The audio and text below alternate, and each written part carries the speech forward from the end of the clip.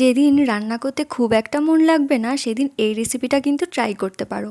তো এই রেসিপিটা করার জন্য সেদ্ধ ডিমে নুন হলুদ মাখিয়ে তেল গরম করে লাল করে ভেজে তুলে নিতে হবে।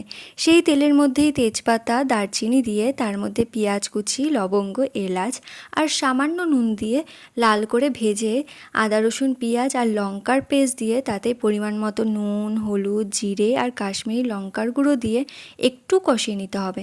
সামান্য চিনি দিয়ে আবার কষিয়ে মশলা ধোয়া জল দিয়ে একটু কষিয়ে 5 মিনিট লো ফ্লেমে ঢেকে রাখতে হবে।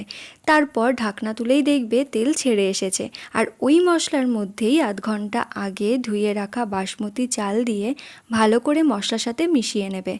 আর চালটা কিন্তু ভিজিয়ে রাখবে না, যতটা চাল নেবে তার ডবল জল দিয়ে পরিমাণ মতো নুন দিয়ে দেবে। আর নুন ঠিক হয়েছে কি না সেটা চেক করার জন্য জলটা একটু হাতে নিয়ে চেখে দেখে নিতে হবে। আর চালটা দেওয়ার আগে আমি ডিমটা তুলে রেখেছিলাম। ঢাকা দেওয়ার আগে ডিমটা দিয়ে তারপর 10 মিনিট মতো মিডিয়াম ফ্লেমে ঢেকে রাখতে হবে। 10 মিনিট পর একটু আলতো করে চালটাকে নাড়াচাড়া করে তার মধ্যে একটু ঘি আর 2-3 ফোঁটা কেওড়া জল দিয়ে আবার 20 মিনিট লো ফ্লেমে রেখে চালটা সেদ্ধ হয়েছে নাকি চেক করে নিতে হবে। আর এই 20 মিনিটের মধ্যে কিন্তু মাঝে মাঝে একটু চেক করে নেবে যে নিচে লেগে গেছে নাকি। আর চালটা সেদ্ধ হয়ে গেলেই রেডি এই ইজি রেসিপিটা। তারপর গরম গরম সার্ভ করে নেবে। আর এটার মধ্যে কিন্তু তোমরা আলুও দিতে পারো। তো আর দেরি কিসের, চটপট করে রান্নাটা করে নাও যারা করনি। আর যারা আগে এটা রান্নাটা ট্রাই করেছো অবশ্যই কমেন্টে জানিও।